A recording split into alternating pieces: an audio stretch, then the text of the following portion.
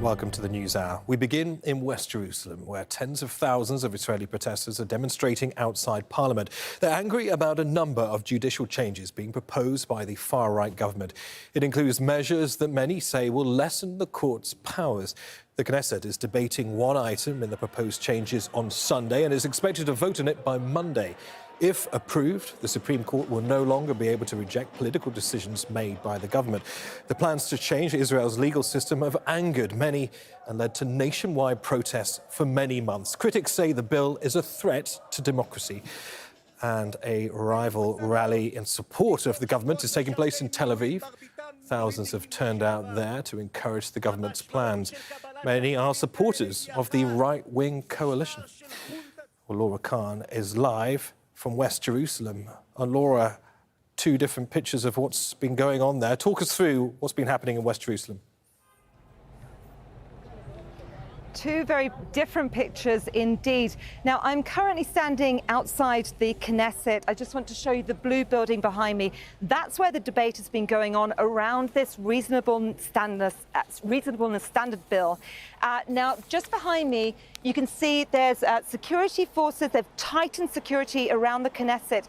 And about 200 meters behind this kind of sterile zone, you have thousands, tens of thousands of protesters. I was wading through them earlier. You see a sea of blue and white flags, people raising the Israeli flags and shouting out for democracy, but also calling this far-right government criminals for introducing this bill. I've been speaking to people earlier.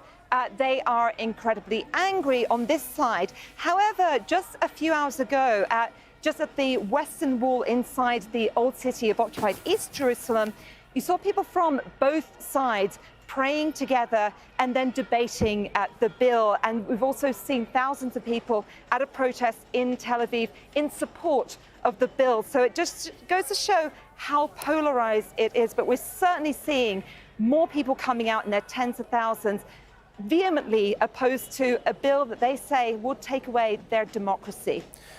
And Laura, adding to the mix as well, elite forces, former security chiefs and military reservists all piling on the pressure on Benjamin Netanyahu, with reservists saying that they will opt out of service in protest against this bill. What more do we know about that? Oh, I mean, I'm trying to count the number of reservists who are now saying that they will not turn up for military service on Monday if this bill passes. Now, the bill is being debated in Parliament at the moment. That continues through to tomorrow, and then around 2 p.m. local time, they will have a vote. And the reservists, it started around 10,000 reservists in the last couple of days. These people are from all different units, from intelligence to Air Force pilots across the board, saying they won't turn up. There was a parallel letter written from the intelligence from Mossad and Shin Bet saying they will support them. And in the last hour, another 1,000 members from the Israeli intelligence service said they will also not turn up to work if this bill is passed. So certainly a lot standing against this bill. Benjamin Netanyahu did hit back and say, you know, this is going to cause a big problem for Israel's security. What we don't know at the moment, Israel's security will not tell us, you know, this is a red line for them to tell us whether this will affect the security of the country or not. Laura, many thanks for that. Laura Khan there in West Jerusalem. Now, let's take a look at some of the reasons why so many protesters are angry. The full package proposed by Israel's government will reduce the court's powers. It proposes giving the Israeli parliament the ability to override Supreme Court decisions with a simple majority of 61 votes. It would allow politicians to choose which judges to appoint. At the moment, judges are selected by an independent panel. The changes would also remove the Supreme Court's ability to review the legality of what's known as Israel's basic laws, which function as its constitution. President Isaac Herzog has vocally opposed the proposal, saying it's pushing Israel to the verge of legal and social collapse. Marwan Bashara is Al Jazeera senior political analyst. He joins us from Paris with more on this. And Marwan, your recent piece on Jazeera.com describes what's happening in Israel as a struggle between two forms of Zionism within one leading coalition, a struggle bordering on what you describe as civil war. That's quite an assessment. Can you explain what you mean by that?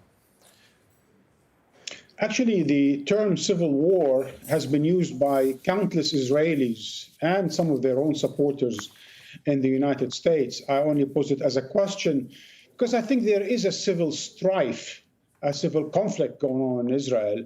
And I also believe, like a good number of Israeli commentators and intellectuals, that even if tonight or tomorrow by noontime, the Israeli government and the Israeli opposition reach some sort of a compromise, that will not be the end of the schism in Israel. It will not be the end of the division, and it will not be the end of this ongoing crisis that is far deeper than a governmental crisis. What's going on in Israel is a really deep secular religious divide, a divide between Zionism of pre-1967, a more Ashkenazi, more liberal, more secular type of Zionism, against a post-1967, more messianic, more apocalyptical, more fanatic, and certainly a more militant type of Zionism that